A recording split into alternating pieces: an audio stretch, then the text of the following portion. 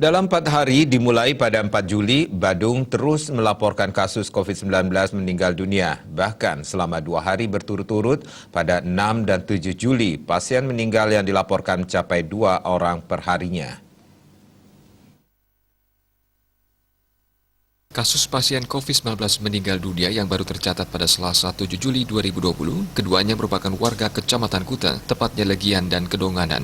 Koordinator Kehumasan Gugus Tugas Percepatan Penanganan COVID-19 Badung, IGN Jaya Saputra membenarkan ada tambahan pasien meninggal.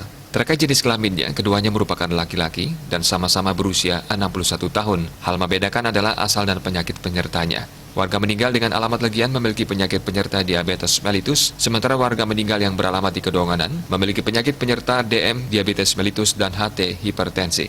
Kedua pasien meninggal di rumah sakit yang berbeda, yakni Rumah Sakit Sangla dan RSPTN Unut. Dua pasien dengan penyakit penyerta ini meninggal pada 6 Juli 2020 dan 4 Juli 2020. Hasil swabnya baru keluar sehingga baru dilaporkan. Badung secara kumulatif sudah melaporkan 8 kasus meninggal dunia akibat COVID-19. Jumlah kumulatif kasus positif mencapai 247 orang, masih dirawat sebanyak 99 orang, dan sembuh sebanyak 140 orang. Parwata Bali Pos melaporkan.